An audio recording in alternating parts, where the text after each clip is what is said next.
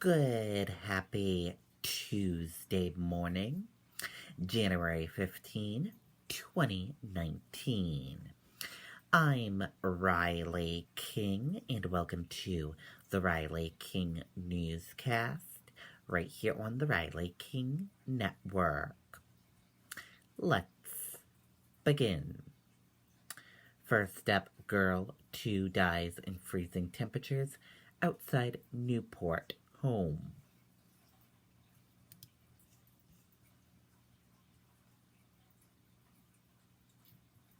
Let's take a listen to the video from WMUR News 9.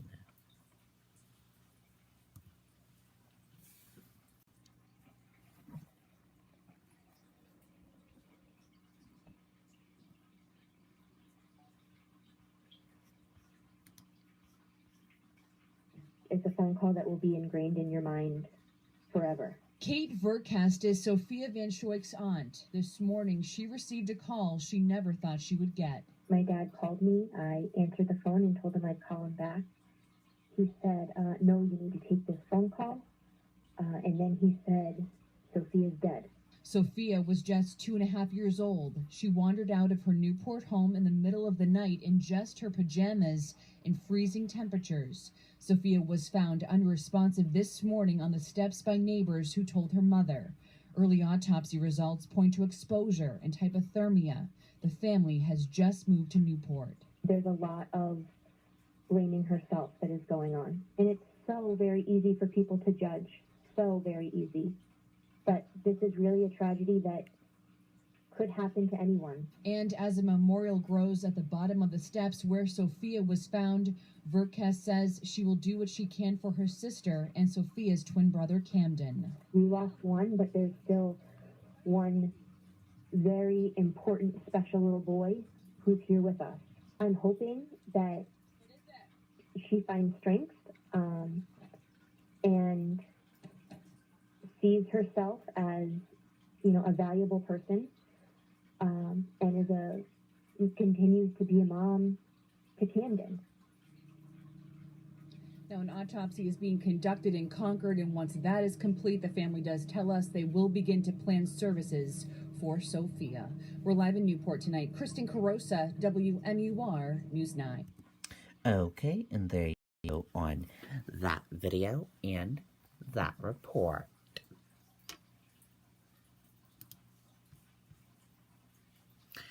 Child Advocate reports calls for policy changes, more case workers.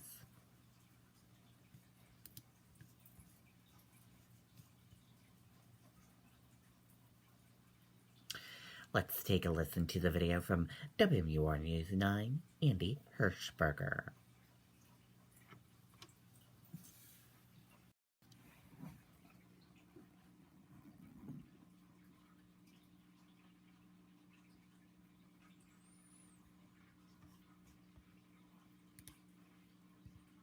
This 58-page report is the first from the Office of the Child Advocate, established last year in response to significant shortcomings in the state's protection and treatment of at-risk children. We actually don't have a system of care that responds to children and families in need. We're not clearly identifying what children need, and we don't have an array of services to meet those needs. O'Neill says that one of their findings is that when the state intervenes in a dysfunctional home, the emphasis needs to be on protecting the children and responding to their needs, which may not include trying to put that family unit back together. It may be tragic sometimes for a biological parent who's just not able to manage recovery. We know that recovery from substance abuse has naturally relapses into it. But in a child's developing brain, sometimes we can't afford those interruptions. The report also recommends increasing staffing at DCYF by more than 100 caseworkers and 15 nurses. The state is going to look very seriously at these recommendations, and I think the state will add a significant number, not 100 caseworkers, but will add additional employees. We have legislation in the Senate to add additional caseworkers. WMUR asked the governor's office to comment about this report and they referred us to the State Department of Health and Human Services, which has yet to make a comment. However, Governor Sununu did make a point of mentioning how important DCYF reform was during his inaugural address. He also appeared on Close Up and talked about staffing at DCYF. Let's fill the spots that are open. I mean, we funded I think 30 plus positions within DCYF, real caseworkers. Those the groundwork's not bloated management. We have very good management in there now, actually. But the caseworkers that are working one-on-one with individuals. The Office of Health and Human Services just released a statement that says they generally agree with the goals of the report, but that it gives the impression that DCYF is solely responsible for child safety, but it's an entire network of people and agencies that are charged with keeping youth safe. Reporting live, I'm Mandy Hirschberger, WMUR News 9. Okay, and there you go on that video and that report.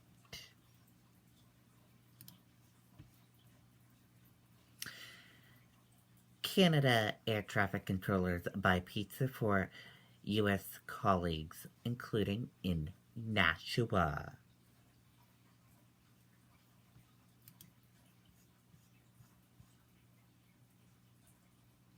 Let's take a listen to the video from WMUR News 9.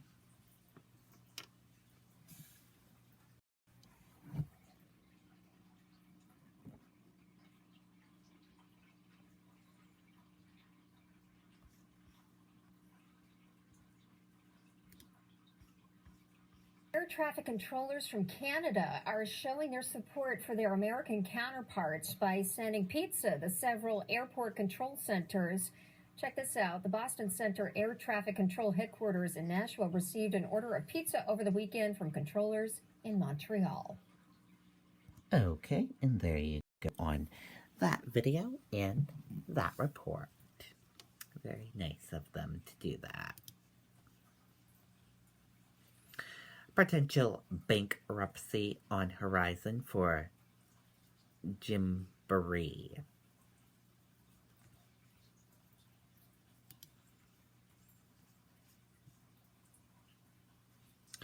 Hundreds of Gymboree locations may be closing nationwide. National reports suggest that the children's clothing retail is looking to filing for bankruptcy protection in coming weeks, which would result in the closure of almost 900 stores under the Gymboree Group brand, including Jane and Jack and Crazy 8. Gymboree is reportedly looking to sell Jane and Jack to save the brand and its roughly 139 store footprint. If Gymboree follows through with the filing for bankruptcy, it will be the retail's second time in the past 2 years. The first was in June 2017 when the company was dealing with debt surpassing $1 billion. That filing resulted in 375 stores shutting and the company writing itself of $900 million in debt, report says.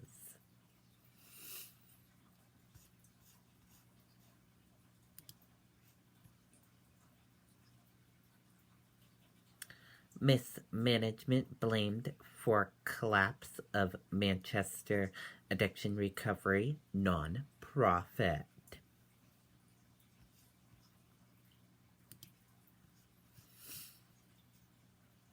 Let's take a listen to the video from WMUR News 9, Charisse LeClaire.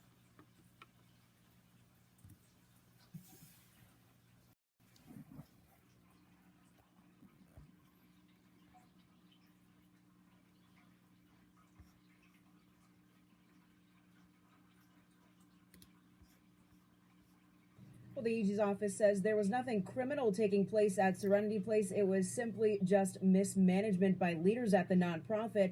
Now, it was the go-to community partner for the Manchester Safe Station program, which allows people wanting help for addiction to walk into the fire station at any time seeking help. But authorities here at the AG's office say as Serenity Place took on new clients and began expanding so quickly, it just couldn't keep up with the growth. It was placed into a receivership in December 2017 with the hopes that they'd be able to turn things around, but the AG's office says it became clear that wouldn't happen. It was facing a lot of challenges because of the crisis we're having around substance use disorder.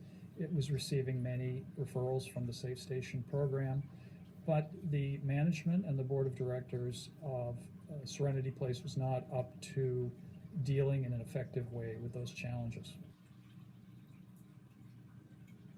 And the AG's office says other area nonprofits in the Manchester community have stepped in to fill those gaps left by Serenity Place's absence now.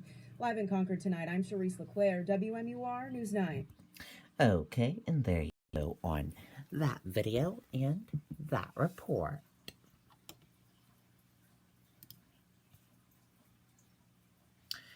Hero dog who saved couple from burning home now needs help herself.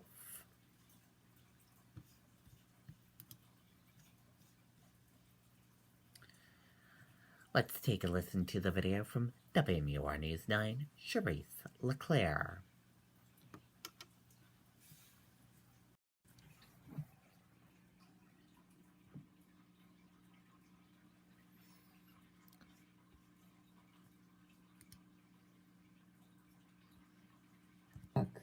Literally on a dog that just saved your life. Donna Gagnon says saving her 3-year-old border collie Precious is not an option, it's a duty.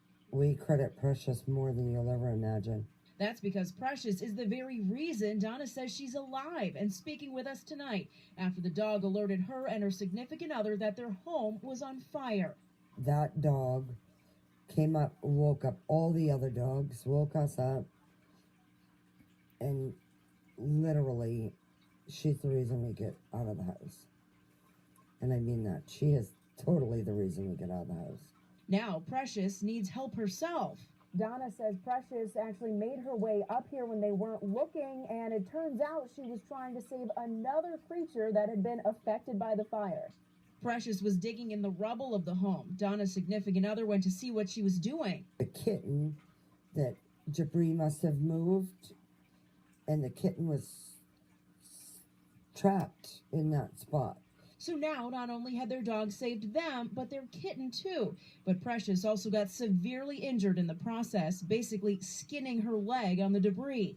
Now she will require a lengthy stay at a Portsmouth Animal Hospital, skin grafts, and lots of care with a price tag of $9,000 to $12,000. And a family that watched their home burn to the ground now has a hero animal to save. She's beyond everything. In Barnstead, Charisse LeClaire, WMUR News 9. He is rallying around her and her dog. And if you'd like to give help and help pay for Precious' surgery, you can visit this story on our website.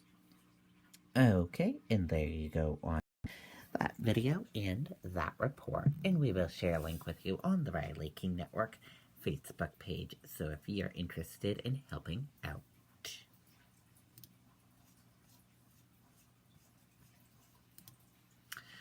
Stocks post back-to-back losses for the first time this year on earnings worry.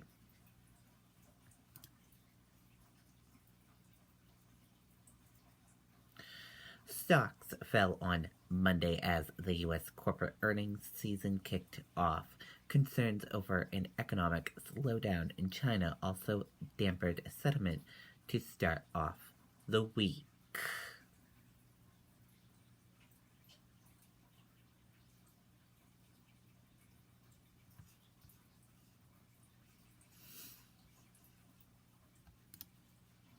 President Trump's inaugural fund spent lavishly at his D.C. hotel, New Docks show.